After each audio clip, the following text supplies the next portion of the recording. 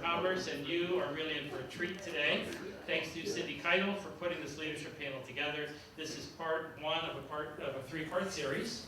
And you, look at our panelists. We have an amazing panel today. So, sorry. Don't apologize. I'm pretty impressed. So this is going to be a great event for all of you. So I'm going to hand it over to our moderator, Cindy Keitel. Thank you. Great, thank you so much. Well, we are going to go through introductions. So if we can bring up the slides. We have three panelists today, Paul Hoover, Marnie Durham, and Brett Kilpatrick, and myself in the corner, Cindy Keitel. Yes, I'm a business coach, and I help business organizations generate more clients, close more sales. He's going to have me talk into it, and increase their overall revenue and profits quickly and inexpensively. And I'd like to go on to our first panelist, which is Marnie Durham. She took the hot seat right there, and she's an assistant superintendent at Butler Tech. She oversees workforce services. She connects students, this is the most impressive part, I think, of Butler Tech, with internships and job opportunities with some of the top companies in Butler County. And you know, it's the leading career tech center in the country. That's pretty amazing, so congratulations on that. She oversees and leads staff that have 18,000 secondary students, 30,000 adult education learners, and that's daily. So they're also looking to expand. So in 2026, Butler Tech's going to open 3 new sites, and that they're trying to eliminate waiting lists because of so many people interested in their program. She's a previous principal, which explains her very loud voice, and Dean of Student and Family Services, Princeton Schools. She's a music lover, and I'm afraid she's going to break out in song any moment here. She's single-handedly boosting the Nashville economy, and this is the best part I love, Marnie has to take her shoes off to manage a flight of stairs. So now you know something about her. Very nice. Our next is Paul Hoover. Now, he is the illustrious president of Kettering Health Hamilton. He has an MBA from Webster University. He has a BS in Business Administration from South Adventist University. He looks pretty young to me, but he's got 20 years of expertise in healthcare leadership, strategic planning, physician engagement, and business development. He has led, and this is no small thing. I know the Leapfrog group, so led 14 consecutive A ratings from the Leapfrog group. Have to go through quite a few hoops to get that rating. He's known for inspiring teams, cultivating achievement-driven cultures, and driving exceptional results. Now, he is an avid runner. Paul ran, and get this, look at this on the slide, 50 miles in that same pair of shoes that I think Marnie had to take off to take the stairs. So next, we have Brett. Oh my gosh, he's president and CEO right here at Community First Solutions. He's got 25 years of organizational leadership in healthcare, former senior executive at TriHealth. He oversaw hospital integrations and senior services. I am right now a TriHealth member, and that, I got to tell you, I love the services. It's great. He leads a not-for-profit network in Butler County through this group here, serving 30,000 people annually. And he serves on so many boards, just to name a few: the Hamilton Vision Commission, Leading Age Ohio, Ohio Aging Services Network, the Rotary of Hamilton, and many, many more. Now, he has a shoe story, too. Brett has a pair of shoes that match his tackle box. Well, if I'm running 50 miles offshore to do some fishing. So Right. That's the only running I'm doing. So thank you for Thank helping you. introduce these great folks. Now, before we get into the program today, I want to do a little audience engagement. And no, it has nothing to do with your shoes, thankfully. If you have a phone with you, take it out. And I want you to think about somebody in your life, a leader who you still connect with and talk to you through the phone. It could be a pastor, a teacher, a supervisor, a parent, a mentor, or a coach. I want you to send a text right now to that person expressing your appreciation and letting them know how they've made a difference in your life. I am actually got my phone right here. I'm going to time you. If you were on Facebook Live, we'd love you to do the same thing. If you're driving, just listen. We don't want you doing this. So everybody, take out your phone. And I'm going to put up my clock here.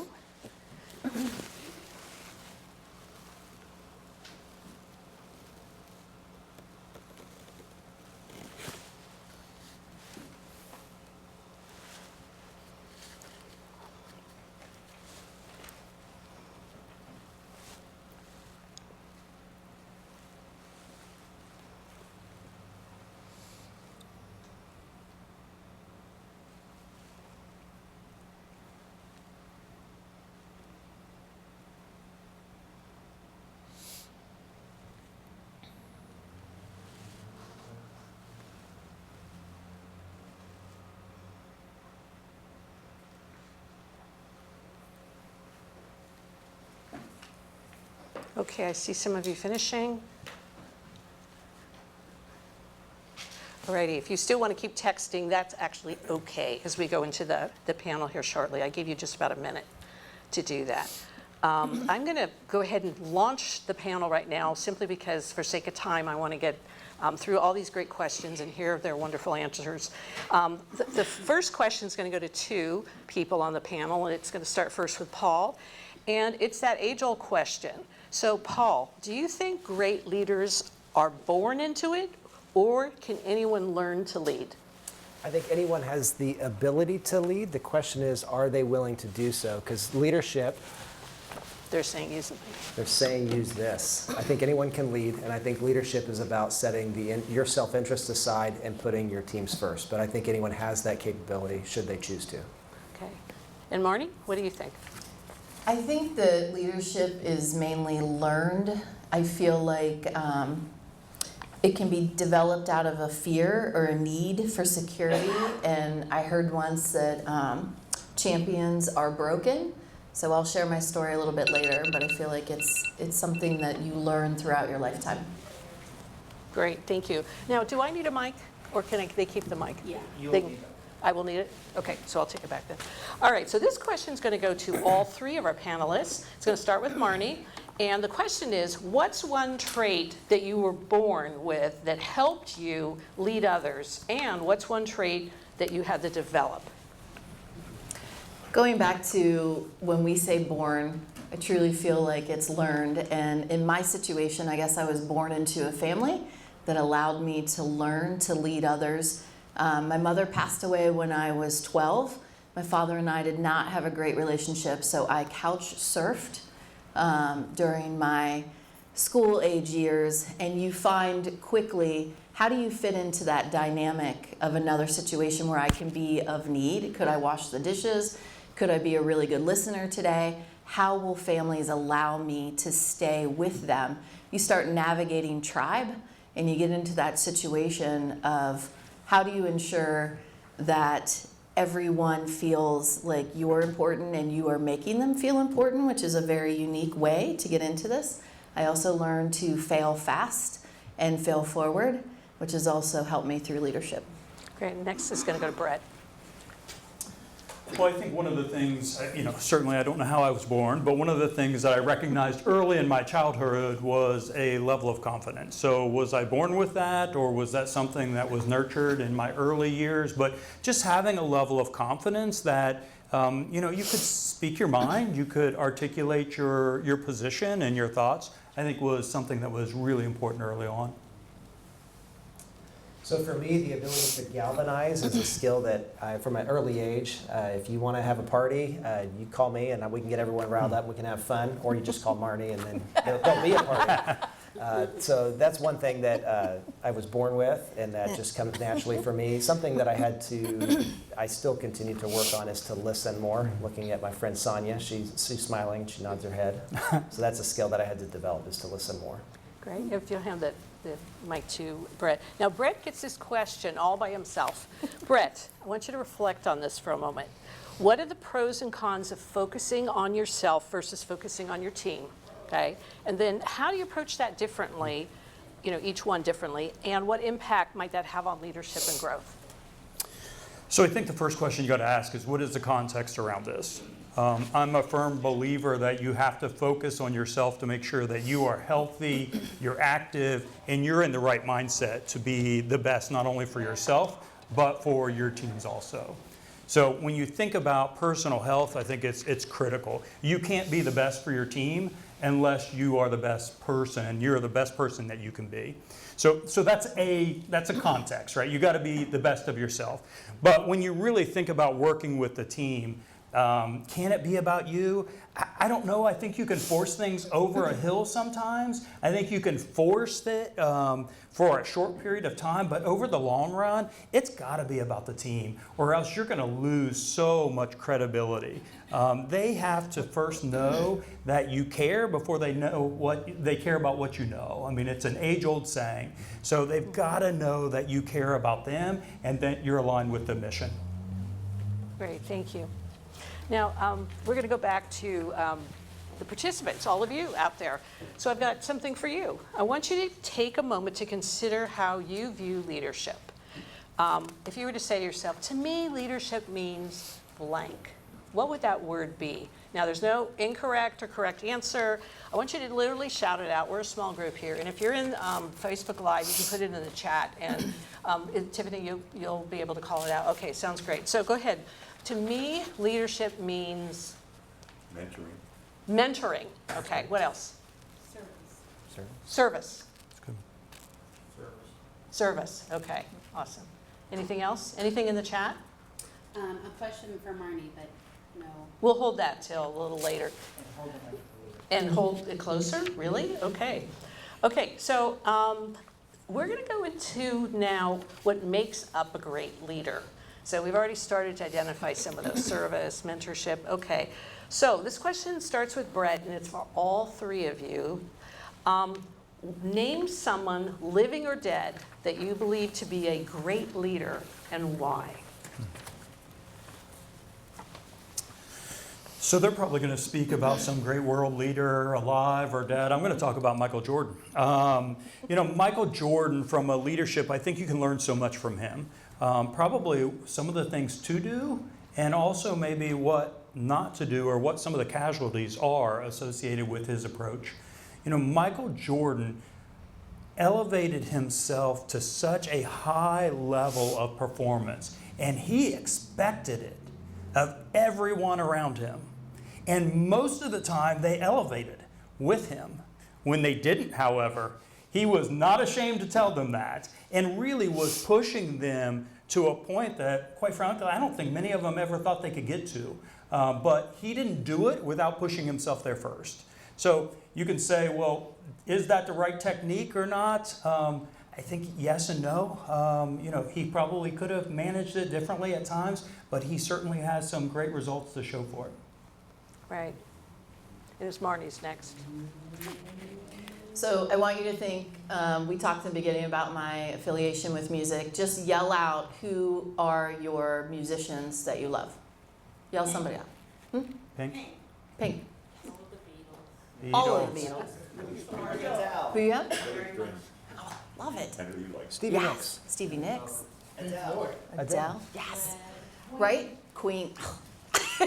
So when you think about that, as far as sometimes those musicians talk about politics, everyone's like, they shouldn't be talking about politics. I love this saying that when your rock stars die, you don't mourn their death, you mourn the way that they make you feel, right? And if we think about the movies, you've got William Wallace, you've got Maximus, that's the gladiator. Why are people following them? It's not for money.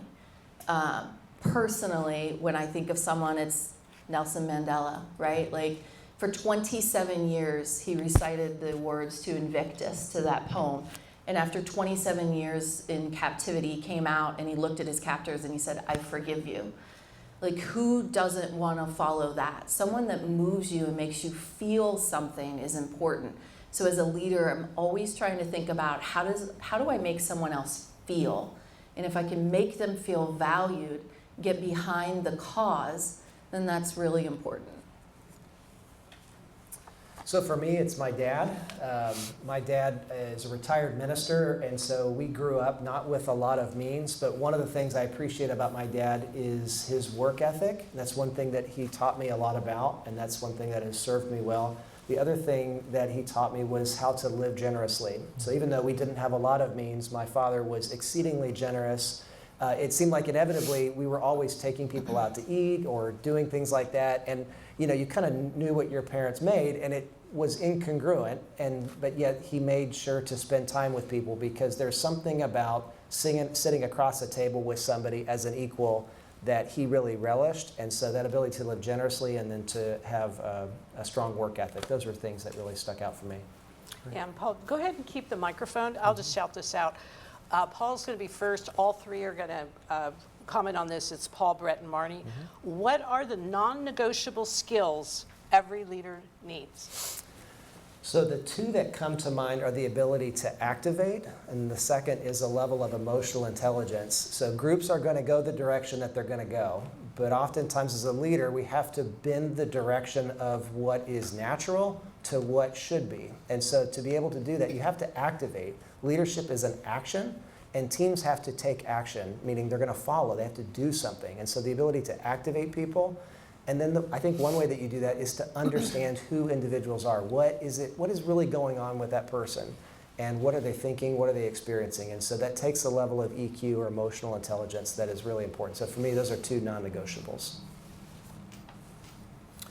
Yeah, and the first one that comes to mind for me is humility. I think you've got to be able to get out of your own way and make sure that you're working with a team that understands not only that you care, but that you're willing to listen and that you're willing to really hear their thoughts, their ideas, and understand that even as the leader, it might not always be your idea. You might not always have the best idea, and that's okay. You really have to surround yourself with really competent, really valuable, and smart folks. And if you do that, you don't have to answer every question.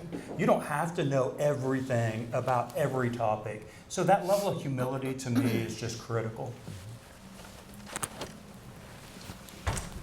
The mentor that I text taught me, don't be afraid to get fired. And I was working as a principal. My husband was deployed, and I had a 6-year-old at home. And I wanted to start an alternative school in our basement for students instead of kicking them out.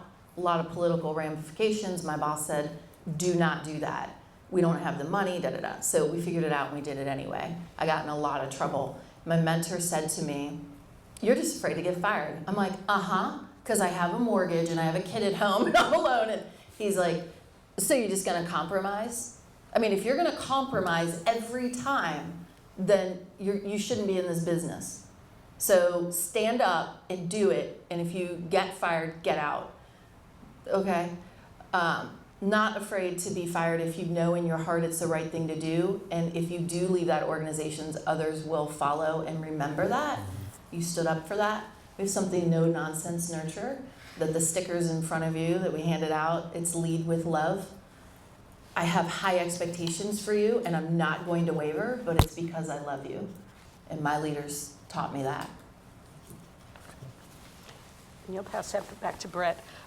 Brett, this is a solo question. Yep. So how does serving others, whether it's your team, it's customers, or community, how does that play into leadership, serving? And can a leader be truly great if they only focus on results and not on people? Yeah, so I don't think you can be great if you only focus on results. There's just no way to do it. You know, when I joined this organization in 2018, and one of my first conversations I had with the board of directors was about engagement. And they said, that's fantastic. We're going to engage with our residents and our clients and our customers. I said, no, that's not what I'm talking about, engagement. I'm talking about engaging with our team. And they said, but those aren't the people that we serve. And I said, they absolutely are the people we serve. The reality is, if we take care of our team, the teams can do their jobs. If we don't take care of them, there's no way we're going to be successful in the long run. I think in the short run you can, right? So if you're very short-sighted, you have a micro project, could you push along? Yes. But in the long run, it's got to be about the team. You've got to support the team in getting to the overall vision. Again, it ties back to the humility. It can't always be my way. Can I have input into it? Absolutely. Should I have input? Absolutely. But we also have to have a diversity of ideas and thoughts that are really going to get us to that best answer over time. All right, thank you. So we're going to go into another section, and that's practical takeaways for all of you, whether you're on Facebook Live or whether you're here in the audience. And these three leaders here have some really interesting things they want to share with you about where do you go. Easier to hear. Okay, so my first question is going to go Paul, Marnie, Brett. If someone wants to lead at the highest level, where should they start? You have to lead yourself. Leading others is easy. Leading yourself is difficult. It's easy to tell somebody else what to do. And it's easy to let yourself off. You have to be accountable to yourself first. Leadership is about your actions matching your words. And so if you're expecting your team to do something, you have to be willing to go first and to do it yourself. So lead yourself. Oh, Paul, Marty, Brett. And I love what Paul says, it's always look in the mirror, right? Collective efficacy is a norm that's really important, right? Ensuring that everyone's shared values is their shared action. So ensuring that you are advocating for why you are there, and ensuring that collective efficacy is you looking in that mirror. Yeah, and I would say two things. Number one, I'll go back to something I said earlier. People don't care what you know until they know that you care. So if you want to lead at the highest level, you've got to be able to show that you really, really care. But the second part of that is they do care what you know, too. I was 21 years old when I became a nursing home administrator. The best gift in the world I ever had, so where did you start, was a small nursing home that had a few assisted living beds. And do you know what happened when the cook wasn't there? I was a cook. And when maintenance called off, you know who did maintenance that day? I did. So, I think you got to show that you care, but you also have to get to a point where you can be a content expert at some level and really have done the work so that you can relate. So I think those are two important things for me. Great. Thank you. And as we go on to the next question, be listing your questions. We're going to get to question and answer here in a little bit. And also on Facebook Live too, you guys can put it in the chat and we'll capture it here. So you go ahead and do that while we're doing the rest of the program. So the next question goes, Paul, Brett, Marnie. How do you balance confidence with humility when leading? Thank you. So I think about this, what's the difference between confidence and arrogance? Just results, that's all it is. So confidence is knowing what's going to happen. Arrogance is saying you can do something and not being able to follow it up with results. I think humility then comes into play is like, are you cramming it down somebody's throat? So the Michael Jordan example that Brett shared, when he closed his eyes, I think at the free throw line, or LeBron James or Tiger Woods puts a putt and then walks away, they know it's going in. That's confidence. That's not arrogance. But oftentimes, the person whom you interact with can interpret it the wrong way. And so that's where the emotional intelligence comes in. You have to balance it and make sure that people have context for what you're doing. Because nobody wants to be arrogant. And nobody also wants to be so humble that nothing ever happens. I don't know. It's like, all right. Deference. So it's just balance. Confidence versus arrogance.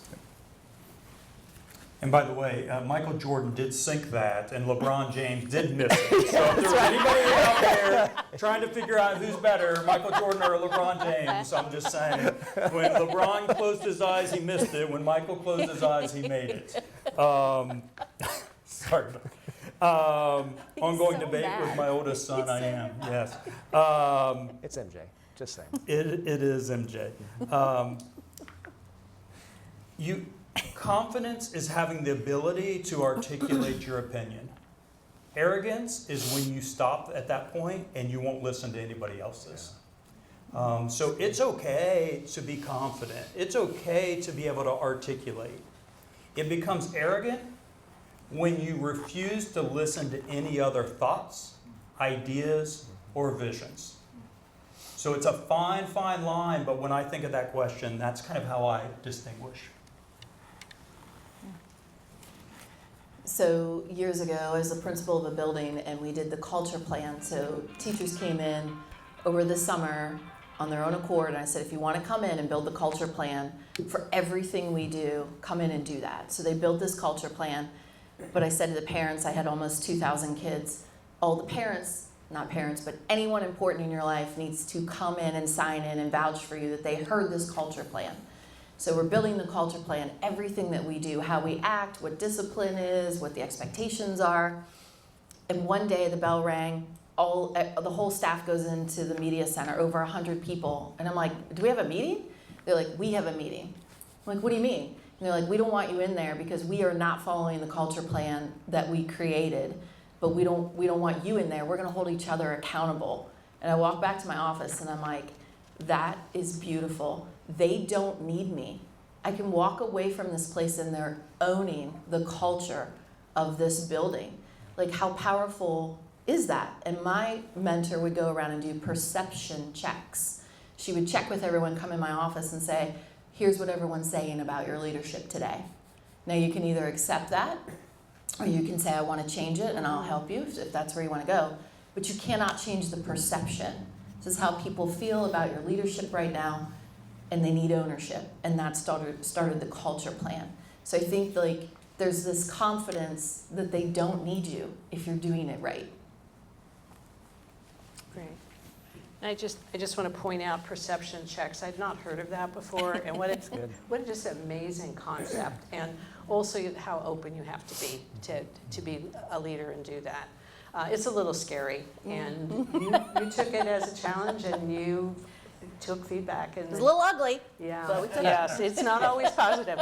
Our next question is going to go Paul, Brett, Marty, and you know when we were planning this, it didn't feel quite as forced as now we're doing Mike with this thing, but we'll keep going that way. It's entertaining. So it'll go Paul, Brett, Marty. What's a leadership myth that people need to stop believing?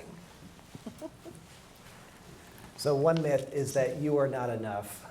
I think that's a myth that we hear too often, is that somehow that your flaws are what is holding you back. Your flaws are what make you human, and being human is what makes you an authentic leader. And so we have to stop pretending that we're perfect, and we have to start just acknowledging who we are, our flaws, and then acknowledging that moving forward. So I walked into a leader's office one day, and on his desk was a saying that said something to the effect of, "Don't confuse effort with success." And I was taken back for a second. I'm like, don't mistake effort for success. I'm like, ugh. Like, don't do activities, right? Like, you can be busy all day long, every day, and get nothing done, and that's not success. So that doesn't mean you shouldn't work hard, but you also have to make sure you're staying focused on the overall goal. Yeah, I'm sure most of you read Good to Great, but I don't know if most people know. Collins did another small book, Good to Great, for nonprofits. Because when you can't give people money, because everyone thinks, well, if you give them the money, they'll be successful. We can't, right? It's not about money in a nonprofit. So that's important to learn. And then also, I love what you said. There's a sign in my office that says, be who you needed growing up. And that's not just for school, but also for all of you as you are mentoring young people through your companies and your way of life. Be who you needed growing up is a great way to balance ourselves. Thank you, and I'm going to recap those three because those are three amazing gems. I'm going to start with be who you needed growing up. What a powerful phrase. That's awesome. Next one, don't confuse effort with success. That's really kind of stuns you when you think about that. So busy. So? And then my favorite one, because Paul did not see Barbie. I'm so sorry. So he does not know that you are Knuff. Did anybody see Barbie in here? Yeah. Yes. You are Knuff. Right? And what does that mean, that you are Knuff? Anybody want to shout out? Barbie had all the cards in that land. It was Barbie land. And Ken never felt like he was enough. But at the end, they decided, they put a K in front of it, you are Knuff. So that's the joke. Anyway, you are Knuff. So my next question is about going on to, let's see, books and authors that you would recommend for gaining deeper insights into leadership. And I'm going to have you first just shout out, oops, there goes my pencil. I'm taking notes, so I'm going to pick that up. Shout out for me any particular books, podcasts, anything that you like, that you listen to. Anybody? I like The Artist's Way.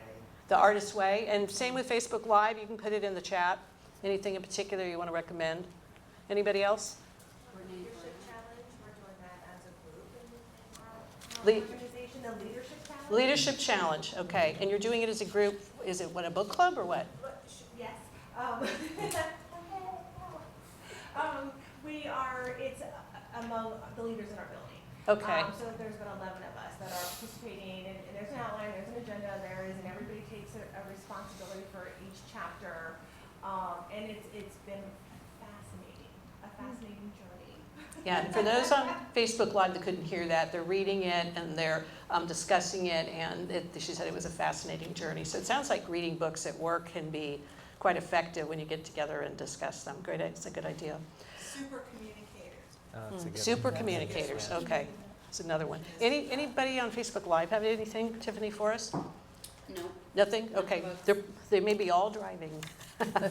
Okay, so I'm going to pass it over to Paul Marnie. Brett, what are your books, authors, et cetera, that you want to recommend? So 3 that I keep reading. One is The Culture Code by Daniel Coyle. It's the secrets of highly successful teams. The second book is All It Takes Is a Goal by John Acuff. And then the third is Atomic Habits. He's a local boy by James Clear. And so for me, it's the ability to, culture is so important. And culture is simply a series of habits repeated over time. And so the question is, are your habits that your team or that you're doing, what kind of culture are you creating? And if you want to create a culture that's healthy, articulate it, and then do those things over and over again. So I like how James Clear, John Acuff both talk about building habits, because we can all change, but sometimes we don't understand the psychology of change. And so I love those 3 books: Culture Code, All It Takes Is a Goal, and Atomic Habits. Well, I'm going to take a little bit of a different twist on this. I believe that all leaders need to continue to read and learn. I also don't believe that you have to read a leadership book day in and day out in order to get something from it. So today I'm reading a biography about Elon Musk. This is not a political statement, but like him or hate him, he's an interesting dude. When I think about leadership and you think about how he's tackled some of his problems, when you think about Tesla, he would walk through the factory and he would look and see where the assembly line slowed down. And there were points where he would crawl on the floor underneath the Tesla and look up, and then he would scream out, again, not a statement, he would scream out, "Why are we putting 6 bolts in here?" Well, that's what it was designed to do. Why? Why can't we do 4? Why can't we do 3? So I think my message is you can take things from any book if you're looking for it. So read what you like, read the leadership books, but there are also so many other things out there that you can really learn from also. I heard Brene Brown, Dare to Lead. There's a page in there about vulnerability, and I've always struggled with vulnerability my whole life, and I felt like I was giving my power away when I shared something vulnerable with you. And Brene talks about there is no one that has ever done anything heroic without being vulnerable. When you think about nurses and doctors during COVID, right? You have to be vulnerable. You think about military. And so the vulnerability page is about, if I share with you my weakness, you're going to turn and use it against me. However, the vulnerability is shame on you if you do. But as a leader, you've got to, we've said humility, you've got to be humble, you've got to be vulnerable, you've got to share your story with others so that you dare to lead that way. And she talks about being in the arena, and don't talk to me unless you've been in that arena. I love that. I also have Mel Robbins, if anyone, let them, right? Let them and let it go. Thank you. And there are 3 good takeaways there with vulnerability being really an important component. The culture one, how it's a series of habits through the 3 books he was recommending, that Paul recommended. And then also Brett was talking about the whys, the bolts underneath, and reading bits and snippets from anything. What's the weirdest thing you've ever read that you've gotten a tidbit out of it? Can you think of anything? I don't know. I didn't think I was going to get as much out of this book as I have. Both pros and cons, but this has been a good one. Yeah, okay. So it could come from anywhere. That's great.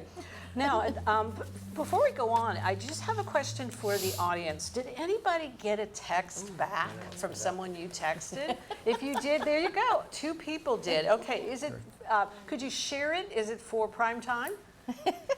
My response, the response she got back was she thanked me for, making a comment, thanking her. She Wonderful. appreciated my Okay. spontaneous Awesome. And Facebook, I want them to log in too if anybody got something back. Do you want to mention what it is?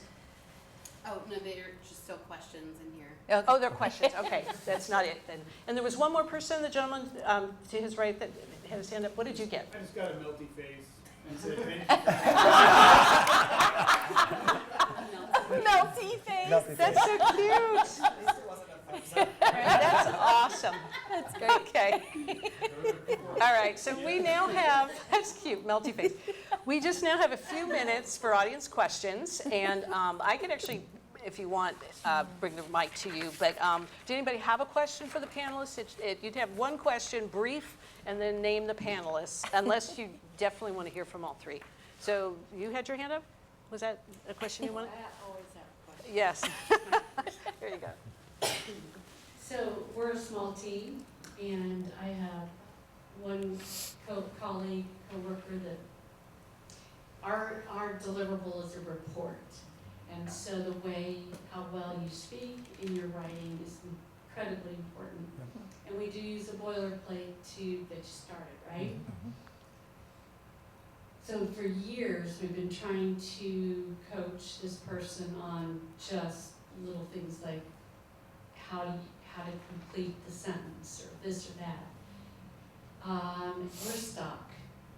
And it's hard when you're stuck because you care about this person, right? So if you have any thoughts about how to encourage them, thank you. We're really stuck, and I hate to see somebody lose their job after so many years just because, I don't know, we can't seem to communicate to them the value of figuring it out, I guess. Thank you. Anybody want to take that question? You want that? Is this call a friend? Brett can go, and then I'll go after Brett. Yep. There's not a lot of context there, so it's really hard to give a specific. But what I would tell you is everybody's good at something, and nobody's good at everything. So is there a way that you can find and put that person in the right spot that gives you the greatest value? And is there a way that roles can be shifted a little bit, knowing that may be an uphill fight, and you may never get there? So it turns out you probably got to make a tough decision. Is that person, are you doing them a favor? Are they doing you a favor? So you got to answer that. And or can you put them in a different role within the organization, or just substitute that role, that one function for something else? I think being transparent, like Brett is saying, and talking to that person about, are you feeling valued right now? Are you feeling valued?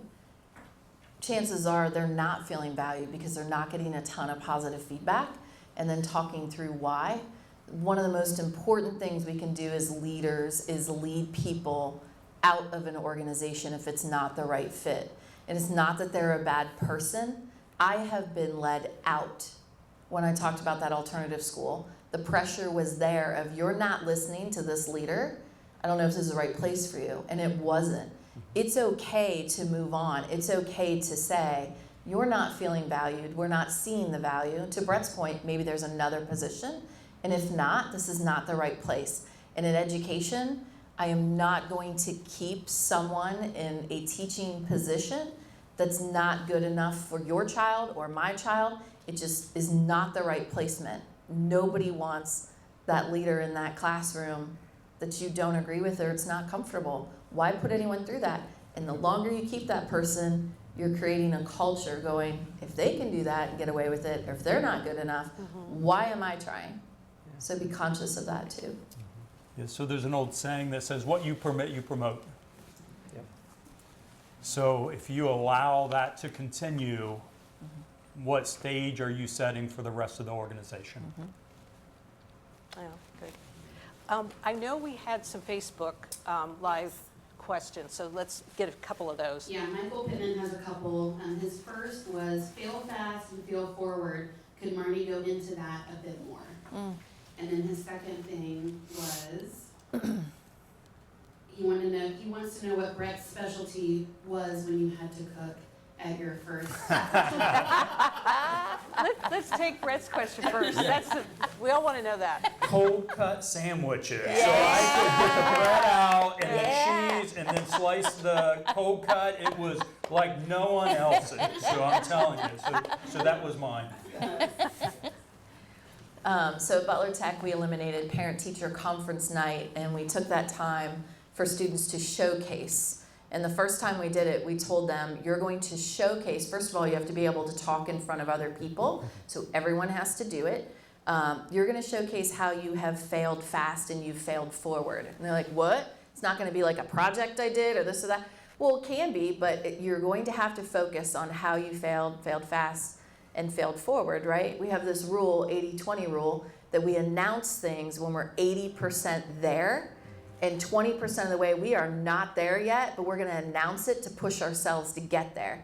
We understand that failing fast and forward, ask any car company, right? How often do they fail? All the time. Does that make them failures? No. So I think teaching people young that you've got to fail to get to anything good should be a part of it. When you raise your hand or you want to talk in a meeting and someone goes, oh, nope, you're not going to talk again, right? Find a way to incorporate failure as a positive. Yeah. Can I add on to that real quick? Yeah, let him answer that. So the other thing that we talked about is the reality is indecision is a decision in and of itself.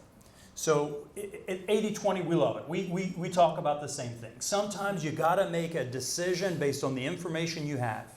And if you're looking for every bit of information that you always need to make the perfect decision, you're never going to make a decision. So yeah, you got to be willing to fail. You know, try to get as much information as you can, as quickly as you can, but you have to make a decision because indecision is a decision in and of itself. Thank you. And Tiffany? Michael Pittman, Journal News, has another question. Can you talk about dealing with imposter syndrome? Have they experienced that while in their current or previous leadership roles, and how did you combat that?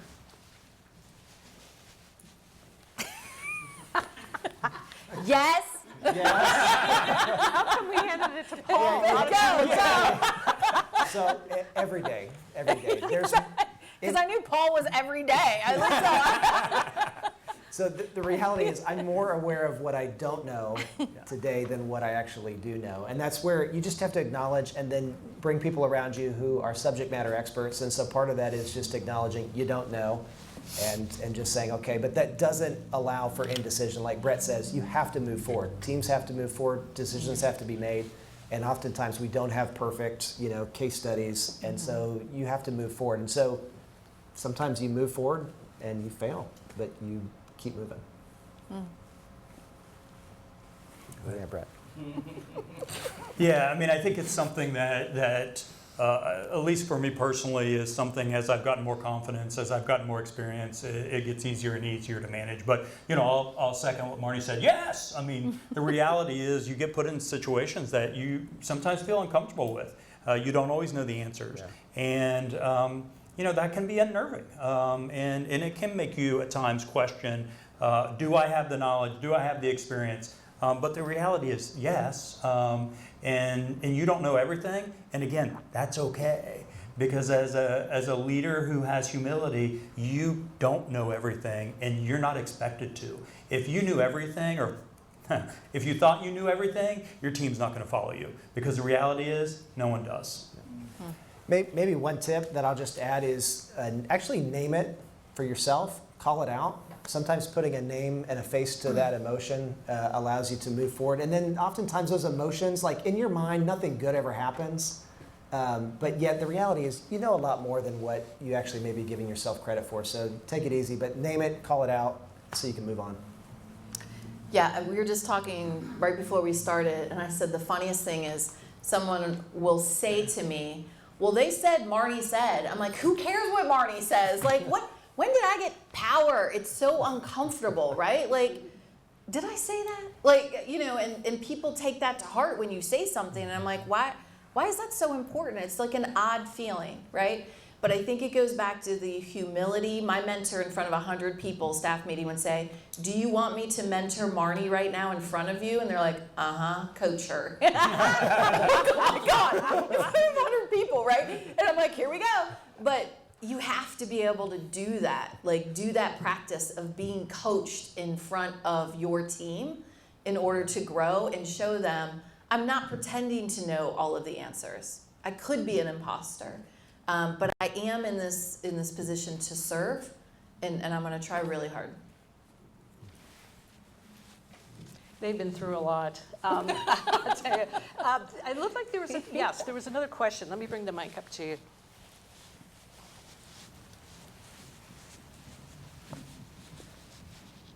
I want to go back to that perception piece. So you think you're doing these things, you're trying to be a good leader. You know, how do you really, other than having somebody who is, that's their job to give you the perception, but how do you find out the real perception of your team, what they really are feeling and taking away from all that? Who'd like to take it first? Yeah, I'll start. I'll tell you, one of the best tools that I ever had as a leader was when the organization did a 360 evaluation. Yep. And I had feedback from those who report to me. I had feedback from those who were peers of mine and my supervisors and my leaders above me. And that was probably the most valuable feedback that I've ever gotten in my life because it's anonymous, so people can feel like they can really give constructive feedback. So I would encourage any leader to really think about doing a 360 and listening to the results. I think go and talk to your teams. One of the things I talk about with our leaders is have deep and meaningful relationships with your teams. That doesn't mean you go out for drinks or you go play basketball. It could be, but go and spend time with people so they know you as an individual, and then just listen. So I wander around with a purpose. So I'll go wander and I'll sit down and I'll say, what's it like to be you today? What's working well, what's not? If you were the president, what would you do? What's the first thing you would do? And then just talk through what's on their mind. And oftentimes that's a way that you get unfiltered feedback. But it does feel like sometimes people are just telling you what you want to hear, and you have to have a level of just awareness of that. People, they want to make you happy, and yet that may not be what you need to hear. Yeah, I think same premise of when you have the opportunity to build teams that are not like you. Yep. And I remember walking into a situation, we had a union grievance chair, was a teacher in my building, and I learned more from her than people that were like me, right? Where I didn't want to walk in there, but I walked in there and asked the questions, and we turned out to be allies at the end of everything because our why was the same, but finding those people that are not like you and intentionally hiring them, giving them positions of power. Everyone's like, why are you giving her the role, the job, the leadership, you know? I'm like, because I need to show everyone that it's not about me picking everyone that's like me or my friends. We need to challenge each other. So ensuring that you do that, intentional. Just from a quick show of hands, and I know we have more questions, but have you learned anything new today? Yeah? Okay, we'll get to that in just a minute. So we still have time for a few more questions. Tiffany, do you have a few more in the chat? No? No? Okay.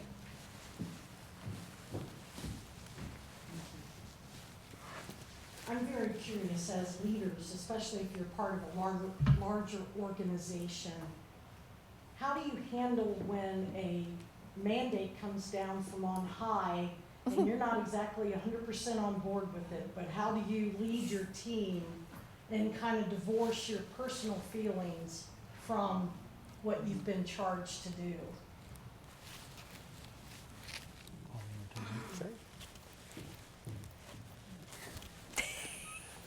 That never happens. Never happened. We're really struggling with this one. So if you ever want to read a great story of this is William McRaven's book, Sea Story. So in the book, when they're trying to capture Osama bin Laden, the military wanted to use stealth helicopters, and McRaven did not want to use them because they were untested, they weren't battle ready. And so what they ended up doing was they developed contingencies in the event that a helicopter was down. They practiced a bunch of stuff. And so part of it is you have to acknowledge, hey, I don't agree with this, but here's the intent of what we're trying to accomplish. Here's what our system or what our parent company or what the state or what the government, I mean, life happens. We do stuff that we don't like. But we have to understand the intent, and then we have to then move forward. And so that doesn't mean that you blindly run off a cliff like a lemming, but you should understand the deliverable and then help teams accomplish the deliverable, even if the method, the task, the way in which it's being asked may not be quite as informed as what you understand it to be. And from a leadership perspective, we always try to talk about the why. So even if it's a hard message, ensuring that we spend the time talking about why we have to make that decision. As Paul mentioned, sometimes it's regulatory. Sometimes it's financial. Sometimes it's a quality issue. So why are we? We may not always agree with the what has to be done, but we should always be, as leaders, be able to articulate why we're doing it. Not because I woke up and I had a dream, but the real reality, the why behind it. I would say public education champions mandates without funding. Just how we are. But something I learned about that when you talk about mandates, the first thing that popped in my head is, we've talked about this before, I want to know where that's written. Because people are like, now we have to do this. Where is that written? Yep. Like you literally need to see that, because, well, they're doing this and they said we have to do that. Where is that written? I mean, it's super important to really look at mandates, regulations, what you have to do, right? That's the first step. But ensuring, I will tell you, access, inclusion, diversity, all of these words, and now we're being told don't use those words. Like, should we use those words? Not. Should we do this practice? Not this practice. Everything that you need to follow and not follow. And I think Michael Jordan would say, if you're going to play basketball, you play by the rules. And you might get frustrated, but you can't be on the court if you don't follow the rules. So you need to follow those rules. You might put a little flair on it while you're out there. You might get away with things here and there. Might push you a little bit, get away with it. However, find where it's written, understand what the rules are if you're going to play the game, and if you're going to complain about the game, sit on the bench. And I want to add to that, my dad, when he was in the military, always talked about lead, follow, or get out of the way. And usually get out of the way was for the three of us daughters. We were the problem. But I also want to mention, just to add on to that, when I was managing a pretty large group of people and we got things we had to implement, projects, all kinds of things, there were times that people wanted input into it and the decision had already been made. We just didn't have the opportunity to take that input and really run it up the ladder. That they weren't asking, they weren't interested in that, and we were to implement. And I wondered if any of you three could comment on that, because sometimes people do want to provide input into what's going on. I think it is important to know where in the cycle you are. So if something's going to be implemented, name it and call it out. Like, we've already made that. The decision's already been made. Our job is to execute or to implement. We can make it better on the back end. So I think that's part of it, is know where in the cycle you're at. Yeah, that candor I think is really important. We talk about moving projects or communication from a red, yellow, green. Either if someone has an idea, let's move it to green if it's a go, or move it to a red if you can't do it, but don't leave things in indecision. Yeah. So if it's already gone past the life cycle where people can really give input, then you need to say, I appreciate that, but we've already passed that stage at this point, and we're going to try it. That doesn't mean we're going to be 100% successful. We can come back to it, but we're already past that part of the life cycle. And just be honest. Yeah. Be honest with people. That's what they really want. Yeah. Is there another question? We have time for one more, and then we're going to move on. Would you be able to expound a bit on what you mean by collective efficacy? Yes. I missed a little, I think she heard me. Did you hear? Yeah. Okay. So with collective efficacy, we really started to research what builds the most positive culture, right? And there's all of these things in organizations, and of course I focus on education. The number one leader of positive culture is not homework. Shocking, shocking. Everybody sit down. It's really when students feel that collective efficacy, meaning as a group, we have norms that are not living in a book. Like we have norms that I used it this morning with a business partner. We openly speak our truth. We are risk takers. It spells out empower. But truly finding what those collective beliefs are and then action steps. We just talked about input. Input is great, but I want to know what the action steps are. And so if our collective efficacy, our beliefs are the same and our actions are the same, then the culture is healthy.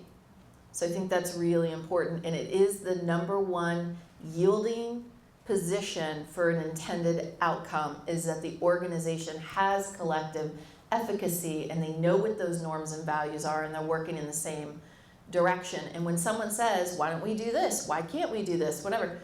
Tell me where that is in the norms and what action step are we going to have to follow to ensure that we're following collective efficacy.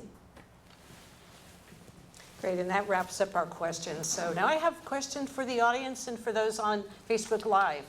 I want you to raise your hand if you have a takeaway that you're going to go back and implement. Love to hear it. So raise your hand if you, and you have to think about this a little bit, don't you? All the things you learned today, is there anything from that list of goodies? And I have a brave soul here that has his hand up. First, I want to thank you all for being here, and I want to affirm that your words have, I think, been very well received with all of us. One thing that was spoken about was what you permit, you promote. And I think that's such a fine line, such a fine balance of being too much of a squeaky wheel, and but also knowing how to effectively get that point across so that you're not always being the squeaky wheel. So thank you for that. Yeah. Anybody else like to share what they would like to implement from the thoughts today? Can you remember any of them? There were so many. Like the indecision is a decision. Yeah. Did you, I noticed it. Yeah. So I'm just going to be sure that he could hear it on Facebook too. That indecision is a decision.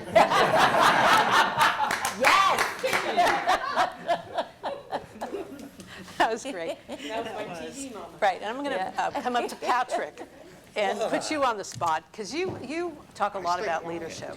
I stay very quiet. You stay very quiet. So do you have anything to add?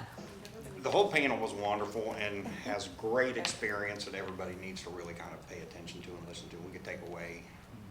There's been bits and pieces from every one of you guys, and we could probably do this again. We'll need to listen to it on Facebook Live.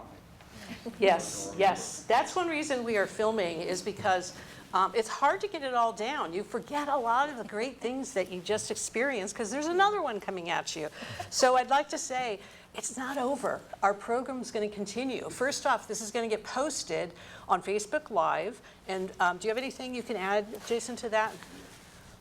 Yes, so we will be uploading this to YouTube as well. We archive a lot of our videos. How long does it take? I'll say 24 hours. Yeah. Looking at our camera guy, Steve Caldwell from TV Hamilton. Yeah, so let's say fairly immediately. And when I say the program continues, yes, this is going to get posted, and I'm going to go back and look at it. There's so many great takeaways. If you are the leader of your household, and don't laugh, men, okay? If you are the leader of your household, think about, or your children even, or at your church, or even people in your neighborhood, your community. Are any of these applicable to things you can take away in life? Because we don't all lead large teams like the head of a hospital, but all of us lead in some way in our life. So I'd like to mention the part 2 coming up. In about a month, we're going to have the second of this part series, and it's going to be on the power of trust. And Brett touched on that in one of his responses today. And it's basically how great leaders build strong teams. So if any of you, I hope you all come back, because if any of you do lead teams of any kind, committees, anything, this would be a really valuable program. And part 3 is going to be titled Steady Hands in Stormy Times, Leading Through Uncertainty and Change. And we all seem to be facing lots of change lately, so I think that'll be another one too that'll be before summer, that we'll be posting those on the Chamber website. And I'd also like to give you my favorite quote, and it so much goes back to what our panels were saying today. It's by Simon Sinek, and his quote was, "Real leadership isn't about being in charge, it's about taking care of the people in your charge." That one's my favorite quote. So I want to thank you all for attending, but there's a few thank yous we need to give. And the first one's a big thank you to the Hamilton Chamber of Commerce for hosting the event, to Hamilton TV, the guy at the back who says nothing. So it's TV Hamilton, thank you so much for recording and streaming it today. For Community First Solutions for giving this beautiful conference room over to us today, thank you. And of course, our panelists who shared, we all have to go, yay, when we hear that. To our 3 awesome panelists. And unless there's anything further from And anyone? for excellent moderation. Thank you. I hope we see you all at the next series, and thank you so much for attending. With that, I'd like to say bye-bye.